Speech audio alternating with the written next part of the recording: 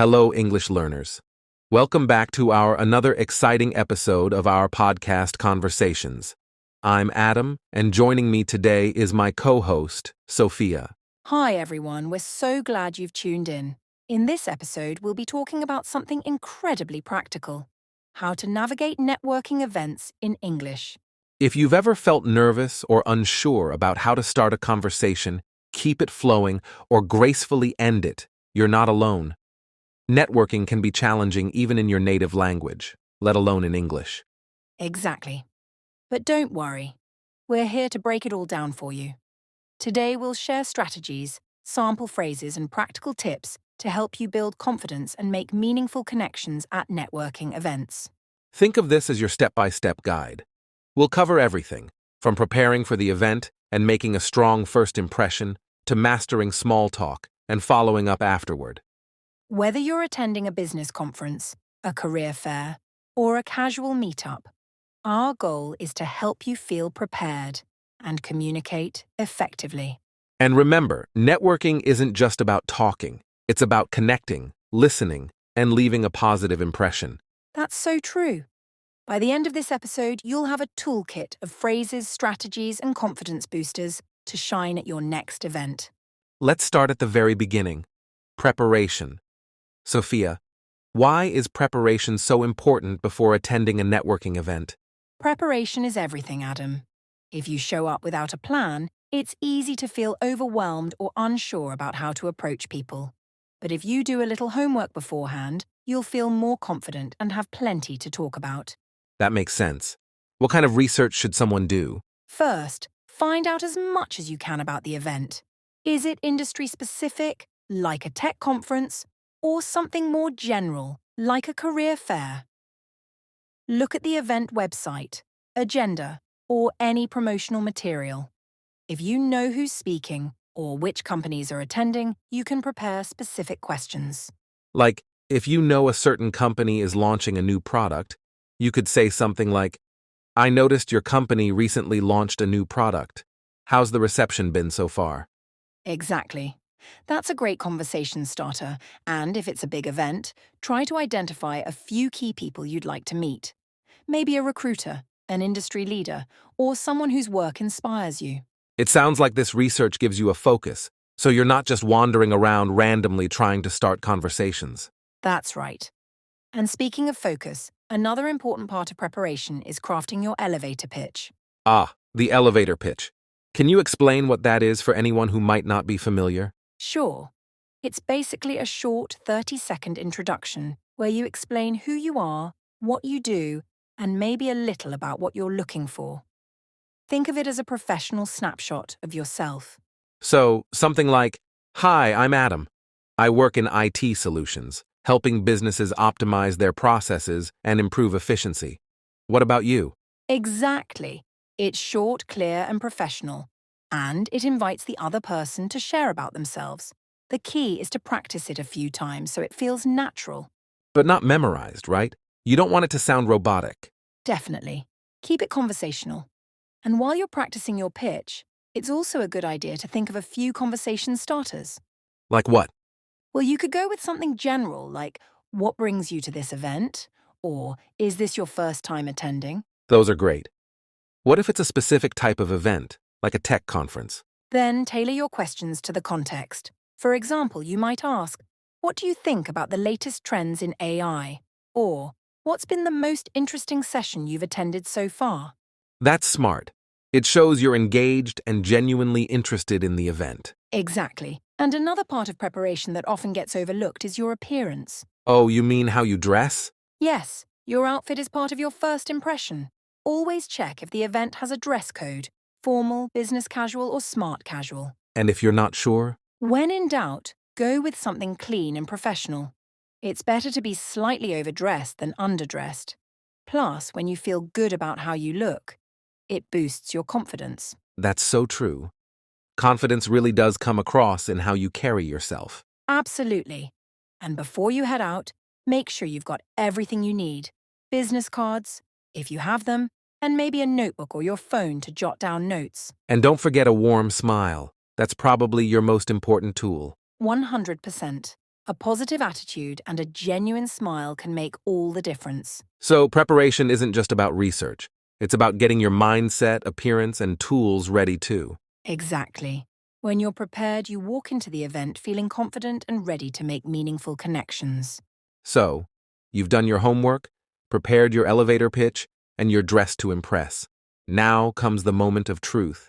You step into the room. Sophia, this is where confidence really matters, right? Absolutely, Adam. That first moment when you enter the room sets the tone for the entire event. How you carry yourself, your body language, and even your expression can influence how approachable and professional you seem. Let's talk about body language first. What are some key things to keep in mind? Start with your posture. Stand tall with your shoulders back and your head held high. It not only makes you look confident, but also helps you feel more confident internally. Combine that with a relaxed, friendly expression. And don't forget to smile. It's the simplest way to appear approachable. Another thing to pay attention to is your movement. Avoid rushing in or looking frantic. Instead, walk in calmly and take a moment to scan the room. This shows you're composed and intentional. That's a great point. Walking in with purpose can make a huge difference. What about eye contact? How important is that? Eye contact is crucial. When you first enter, try to make brief eye contact with a few people as you scan the room. It helps you connect even before you've spoken a word. If you spot someone who seems open or friendly, you can approach them to start a conversation. But remember, eye contact should feel natural. Don't stare. It's about showing interest, not making someone uncomfortable. Okay, so you're in the room, you're standing tall, and you're making eye contact. Now, what's the best way to approach someone or a group? If it's a group, approach with a friendly smile and wait for a natural pause in their conversation before you introduce yourself. You could say something like, "Hi, I couldn't help overhearing your discussing topic. Mind if I join in?" If it's an individual, it's often easier. Start with a polite question. For example, "Hi, is this your first time at this event?" Or, "What brought you here today?" Simple, open-ended questions like these are great because they invite the other person to share more about themselves. That's smart. And it feels less intimidating because you're leading with curiosity rather than trying to impress them right away. Exactly. You're showing genuine interest, which is always a great way to start a conversation. But what if you feel nervous about approaching someone? Any tips for overcoming that initial hesitation? That's a common feeling, especially if you're new to networking. One trick is to remind yourself that everyone at the event is there for the same reason. They want to connect. They're likely just as eager to meet people as you are. Another strategy is to focus on the other person instead of yourself.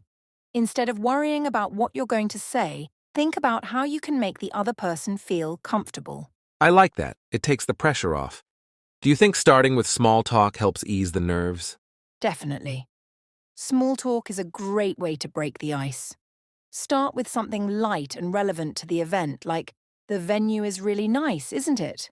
Or, "Have you had a chance to attend any of the sessions yet?"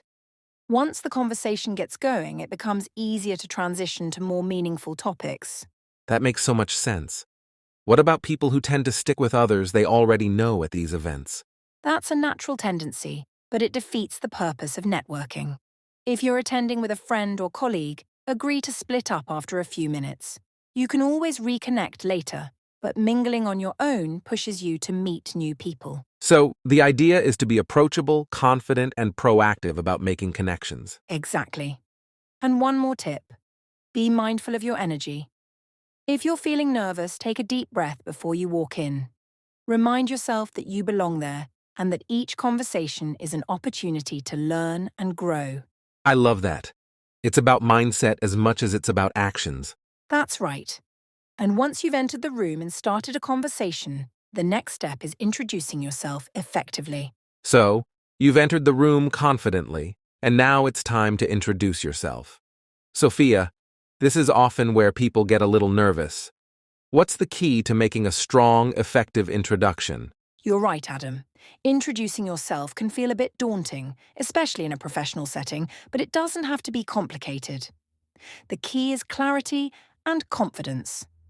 A good introduction is brief, professional, and tailored to the situation. When you're introducing yourself, think about three things: who you are, what you do, and, if relevant, why you're there. For example, if you're at a tech networking event, you might say something like, "Hi, I'm Sophia. I work in digital marketing, focusing on helping e-commerce businesses grow their online presence. I'm here to learn about the latest tech trends in the industry. What about you?" That's a great example. It's clear and gives the other person something to respond to. But what if someone's worried about coming off as rehearsed? That's a common concern. While it's important to practice your introduction, you don't want it to sound robotic or overly polished. Instead, think of it as a framework. Know the key points you want to cover, but let your tone and phrasing be natural. Imagine you're having a casual conversation rather than giving a formal speech. So, flexibility is important. Adjusting based on the context and the person you're speaking with, right? Exactly. Tailoring your introduction is crucial. If you're at a general networking event, your introduction might highlight broader aspects of your work. But if you're at an industry-specific event, you can go into more detail about your role or projects related to that industry. For instance, at a general event, you might say, "Hi, I'm Adam. I work in IT solutions, helping businesses optimize their processes." But at a tech conference, you could be more specific. "Hi, I'm Adam. I specialize in developing custom software for small businesses to improve their workflows and data management." That makes sense. You're giving the other person a reason to connect with you based on the shared context of the event. Exactly. And introductions aren't just about what you say, they're also about how you say it. Your tone of voice, body language, and even your handshake can make a big difference. Let's talk about that. What are some tips for making a good impression beyond the words you use? First, smile. It might sound simple, but a genuine smile immediately makes you more approachable and puts the other person at ease. Second, maintain good eye contact while you're speaking. It shows confidence and interest. And then there's your handshake. If handshakes are appropriate in the setting, aim for a firm but not overly strong grip. A weak handshake can come across as disinterested, while an overly strong one might feel aggressive. That's great advice. And what if the other person introduces themselves first? How should you respond? That's a great opportunity to show interest and make the conversation flow naturally. After they introduce themselves, acknowledge what they've said and find a connection point. For example, if they say, "Hi, I'm Emma. I work in HR for a tech company," you could respond with something like, "It's great to meet you, Emma. HR in tech must be fascinating, especially with how fast the industry evolves. How long have you been in the field?" So it's about listening carefully and building on what they share. Exactly. Active listening is just as important as delivering a good introduction. It shows that you're engaged and genuinely interested in the other person. What if someone struggles with finding the right words or feels shy during introductions? That's perfectly normal. If you feel shy, start with a compliment or a simple observation. For example, you could say, "This is such a great event. Have you been to one of these before?" Once the conversation starts flowing, it's easier to transition into introducing yourself.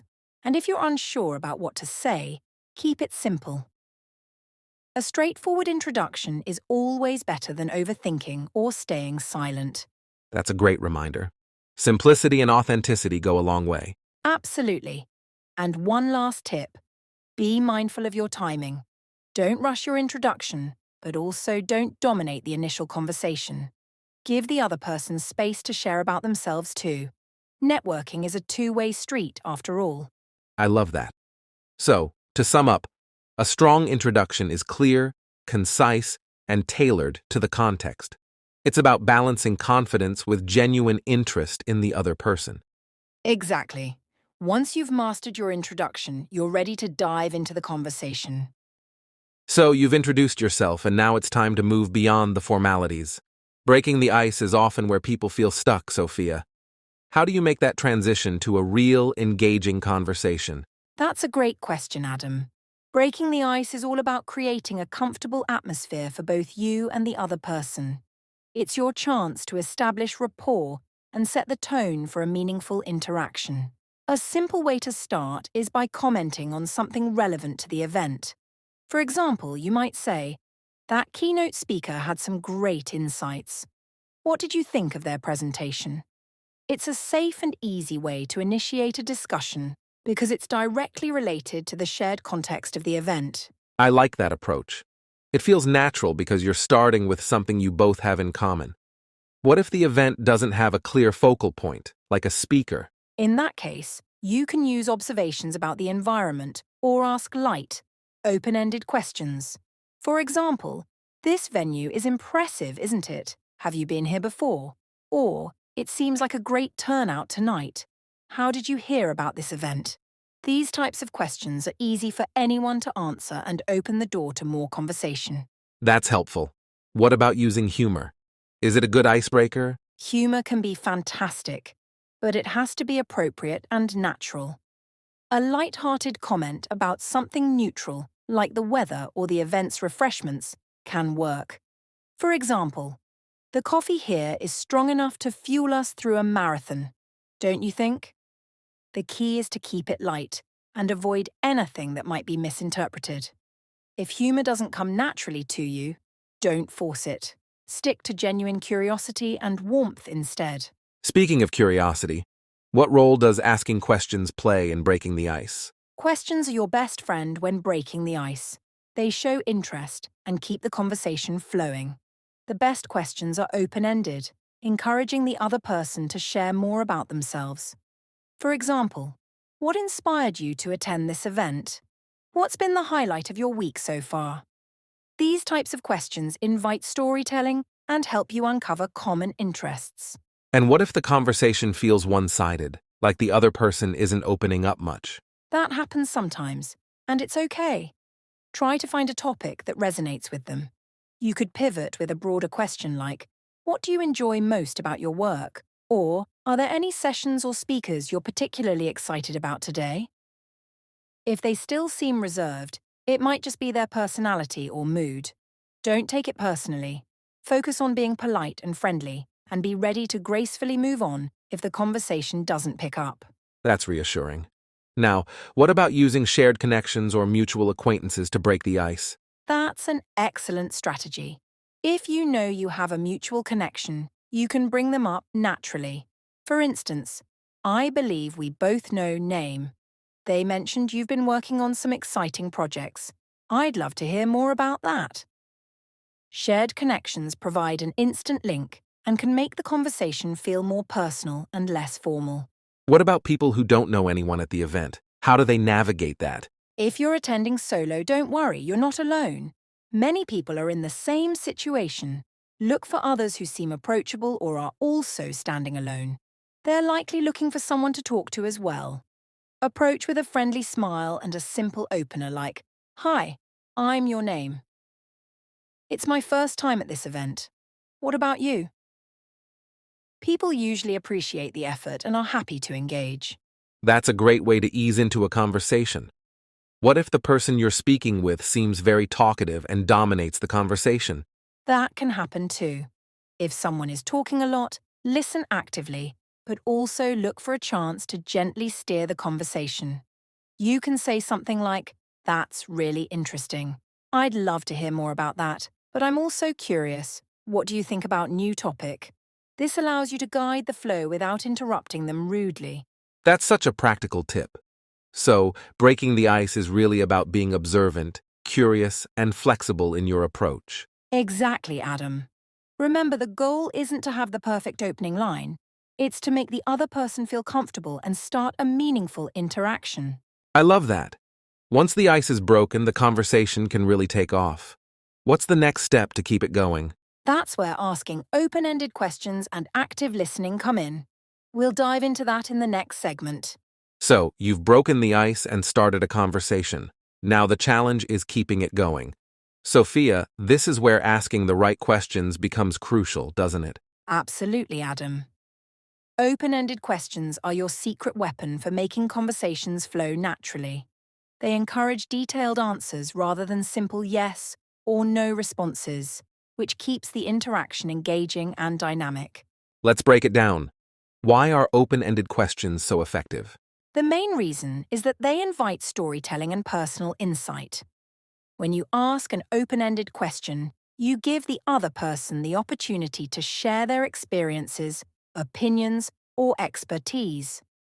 For example, instead of asking, "Do you like your job?" you could ask, "What do you enjoy most about your work?" The second version opens the door to a deeper conversation and helps you learn more about the person. That's a great point. Do you have examples of some go-to open-ended questions for networking events? Absolutely. Here are a few that work well in almost any setting. What inspired you to pursue your current career? What's been the most exciting project you've worked on recently? What trends are you seeing in your industry that you find interesting? These questions are not only engaging, but also professional and relevant to the context of networking. I like how those questions can spark meaningful discussions. But what if someone feels unsure about what to ask? Any advice for coming up with questions on the spot? Great question, Adam. One strategy is to focus on what's happening around you. Use the event as a source of inspiration. For instance, what do you think about the keynote speaker's points on topic? Have you attended this event before? How does it compare to previous years? If you're stuck, remember that people love talking about their passions and accomplishments. Asking something like, "What's a project you're really proud of?" is almost always a hit. That's such a helpful tip, keeping the questions relevant to the context and the other person. But what about follow-ups? How do you keep the momentum going after the first question? Follow-ups are essential, Adam. They show you're truly listening and interested in what the other person is saying. Let's say someone mentions they've just launched a new product. Instead of moving to a new topic, ask something like, "That's fascinating. What was the most challenging part of the launch?" It's all about digging deeper into their experiences. Phrases like, "Tell me more about that," or "How did that idea come about?" can keep the conversation alive and engaging. That's such a good point. Active listening really plays a big role here, doesn't it? Exactly. Asking open-ended questions works best when you're fully present and actively listening to the answers. Responding with genuine curiosity makes the other person feel valued and heard. For example, if they talk about a challenge they faced, you could respond with, "That sounds intense. How did you manage to navigate through it?" It not only keeps the conversation flowing, but also shows empathy and interest. That makes so much sense. Now, what about balancing the conversation? What if someone asks you a question in return? That's a great opportunity to share a little about yourself, but keep it concise. You can say something like, "That's a great question. In my work, I recently faced a similar challenge, and here's how I approached it." This not only answers their question, but also builds a connection by relating to their experience. So, it's a balance of asking questions and sharing when prompted, right? Exactly. Think of it as a tennis match, back and forth. You want the conversation to feel natural and reciprocal, not like an interview. What about people who are nervous about running out of things to say? That's a common concern, Adam. The best way to avoid awkward silences is to stay curious. If the conversation starts to slow down, shift the focus slightly with a new open-ended question. For instance, what's something you've learned recently that surprised you? What do you think is the next big trend in their industry? Having a mental list of versatile questions can help you feel more prepared and confident. That's great advice. So, to summarize, open-ended questions are about inviting the other person to share, actively listening to their responses, and keeping the exchange balanced. Exactly. They're a powerful tool for creating genuine connections. And once you've mastered asking open-ended questions, the next step is to listen and respond actively. So, we've covered how to ask open-ended questions to keep the conversation flowing. But Sophia, there's another equally important skill that people sometimes overlook: listening. You're absolutely right, Adam. Listening is the backbone of any good conversation. No matter how great your questions are, if you're not actively listening to the answers, the conversation will fall flat. Active listening isn't just hearing words, It's about being fully present and engaged with what the other person is saying. That sounds simple enough, but I think a lot of us fall into the trap of waiting for our turn to speak rather than truly listening. How can we avoid that? That's such a common issue, Adam. To avoid it, focus on understanding rather than preparing your next response. When the other person is speaking, really tune in to their words, tone, and body language. For example, if someone says, "I've been working on a new project that involves a lot of collaboration across teams," instead of jumping in with your own story, you might respond with, "That sounds exciting. What's been the most rewarding part of working with so many different teams?" This shows that you're not only paying attention, but also valuing what they've shared. So, it's about building on what they say instead of steering the conversation back to yourself. Exactly. A great way to show you're listening is by using reflective responses. For instance, if someone shares a challenge, you can say, "That must have been a tough situation. How did you approach solving it?" This acknowledges their experience and keeps the conversation moving naturally. That's a fantastic tip. What about nonverbal cues? How do those play into active listening? Nonverbal cues are just as important as what you say. Nodding, maintaining eye contact, and offering a genuine smile all signal that you're engaged. Even small verbal affirmations like, "I see," or "That's interesting," can encourage the other person to keep sharing. One thing to avoid, though, is distractions. Checking your phone or looking around the room can make the other person feel like you're not invested in the conversation. Checking your phone or looking around the room can make the other person feel like you're not invested in the conversation. Definitely. Nothing kills a conversation faster than feeling like the other person isn't paying attention. Exactly. And another part of active listening is knowing when to ask follow-up questions. If someone shares something intriguing, dive deeper. For example, if they say, "We just launched a new product," don't just move on. Ask something like, "That's fantastic. What inspired the idea behind the product?" Or, "What's been the feedback so far?" That makes the conversation feel more natural and engaging, doesn't it? It really does.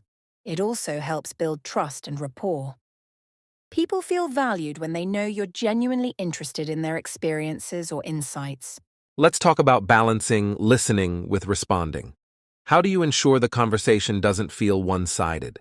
Great question. Balance comes from knowing when to share your own thoughts or experiences. After actively listening, you can relate to what they've said by sharing something relevant from your own perspective. For example, if they mention, "We've been exploring AI solutions in our marketing strategies," you could respond with, "That's fascinating. I've been reading about how AI is transforming digital marketing.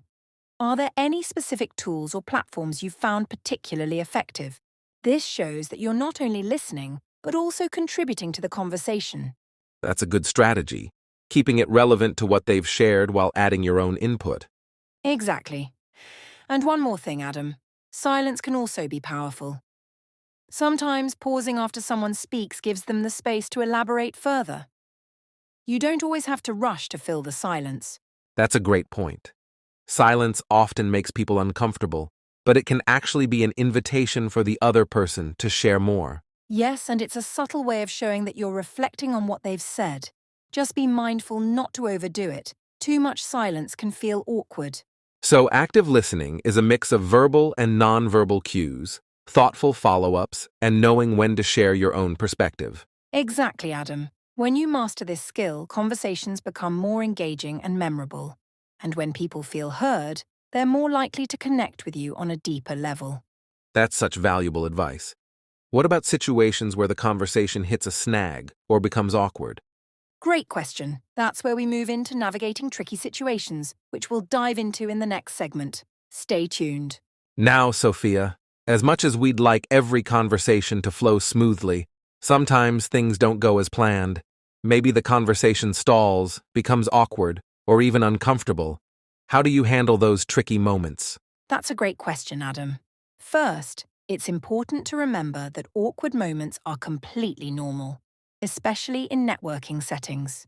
The key is to stay calm and have a few strategies up your sleeve to navigate those situations gracefully. Let's start with a common issue. What should you do if the conversation comes to an awkward pause? Ah, the dreaded silence. When that happens, don't panic.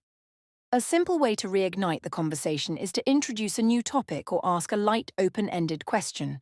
For example, you could say something like, "By the way, have you attended other events like this one before?" Or, "I noticed there's a panel on topic later. Are you planning to attend?" These questions are low pressure and easy to answer, helping to break the silence and steer the conversation forward.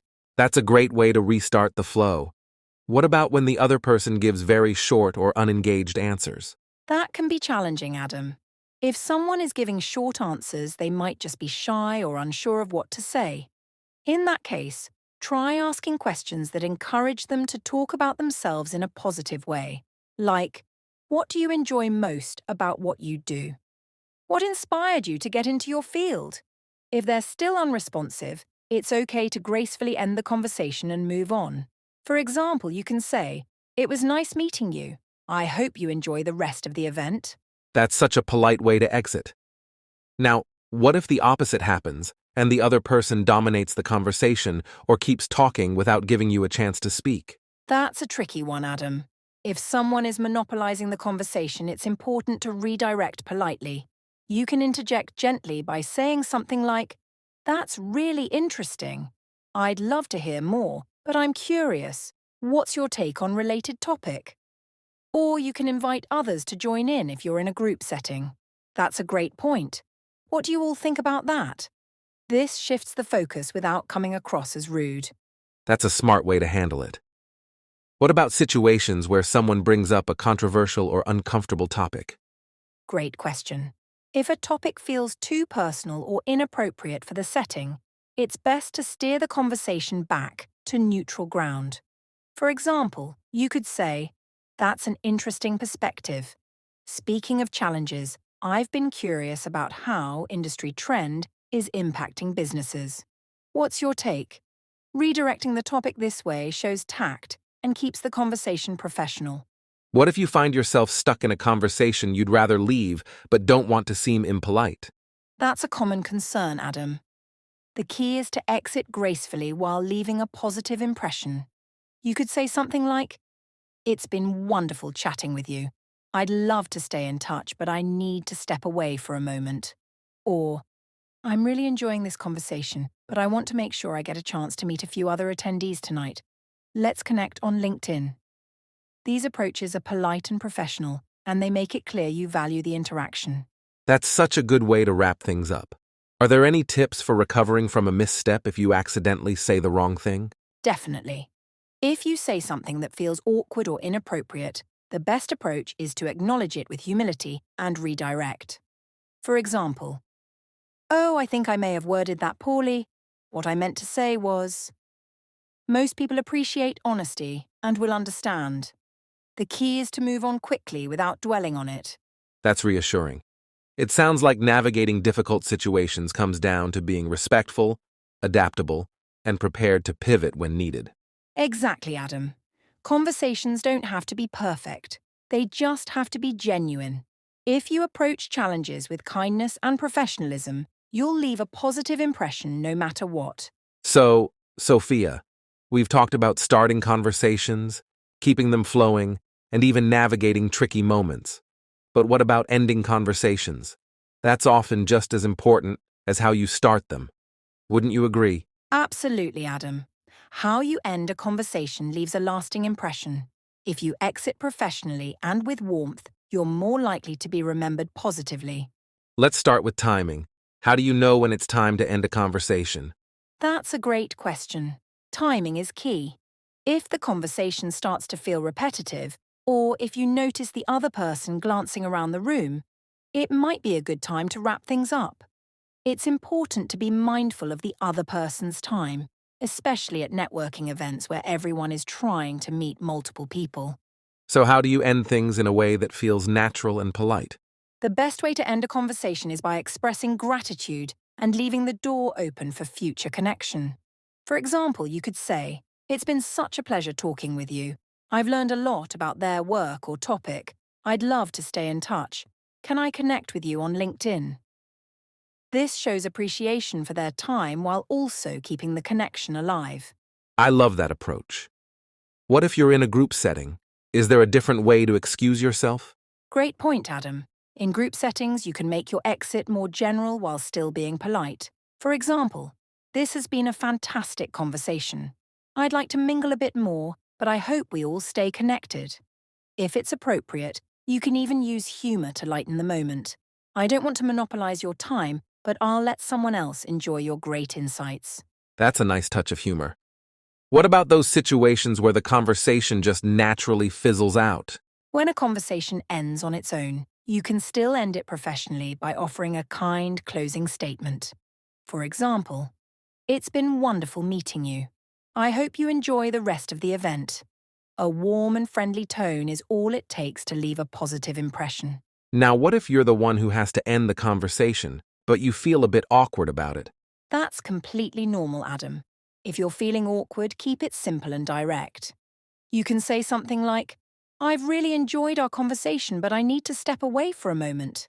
Let's connect again soon." Or, if you've genuinely enjoyed the interaction, let them know, "I've had such a great time chatting with you. I'd love to follow up after the event." The key is to be honest and polite, so you don't come across as rushed or disinterested. That's so helpful. What about handing out your contact information? Should that be part of the exit strategy? Absolutely, Adam. If the conversation has gone well, it's the perfect time to exchange contact details.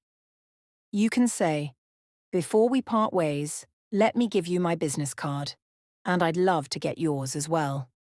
Or, "Can I connect with you on LinkedIn?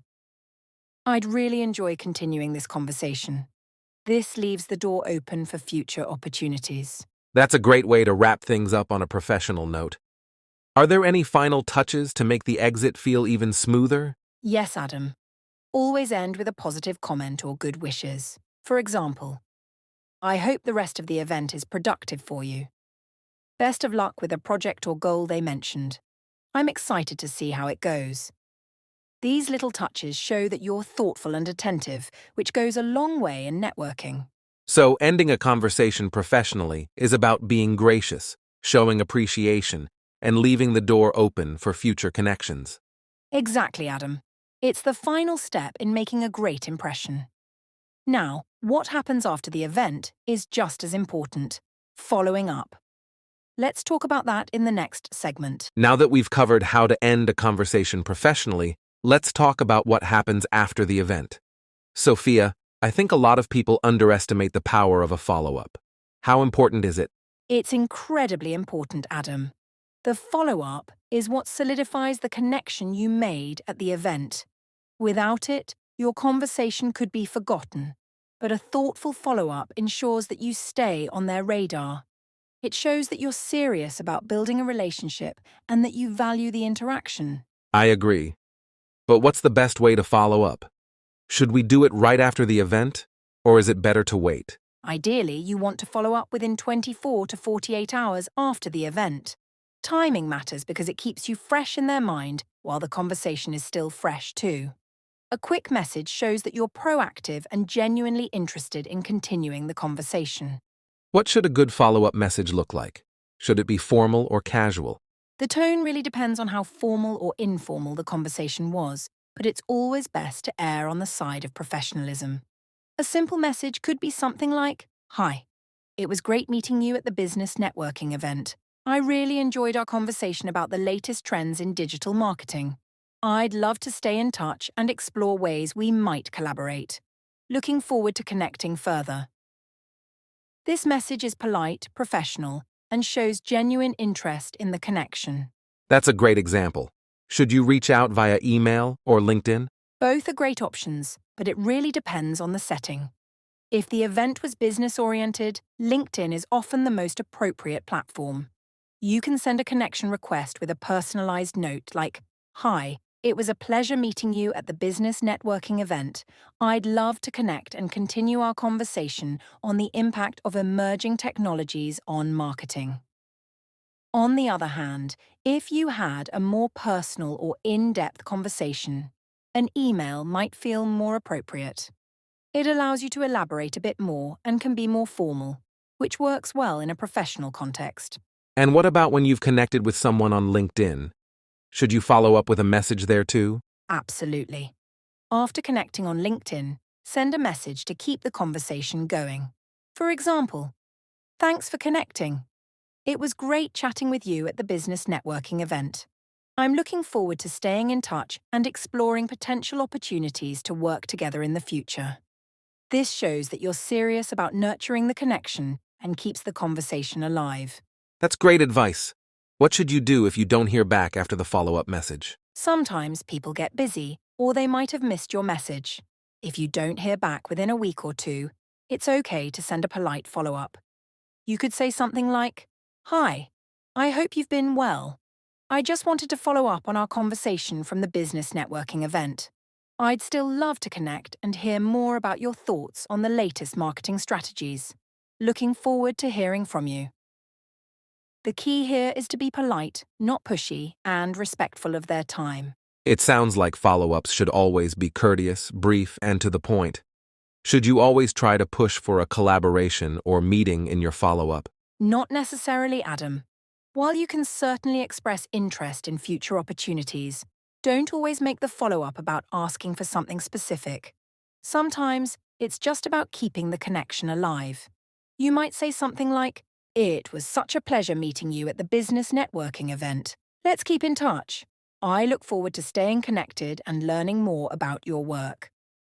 This leaves the door open for future communication without pressure. That's a good point. So, it's really about being patient and cultivating the relationship over time rather than rushing into a request. Exactly. Networking is about building relationships, not just collecting contacts. Take your time and let those relationships grow organically. And don't forget to be authentic. People can tell when you're being genuine, and that's what ultimately makes your follow-up successful. Right. Whether it's through LinkedIn, email, or even a quick text, the goal of your follow-up is to show appreciation, reinforce the connection, and leave the door open for future interactions. So, following up effectively really comes down to timing, tone, and consistency.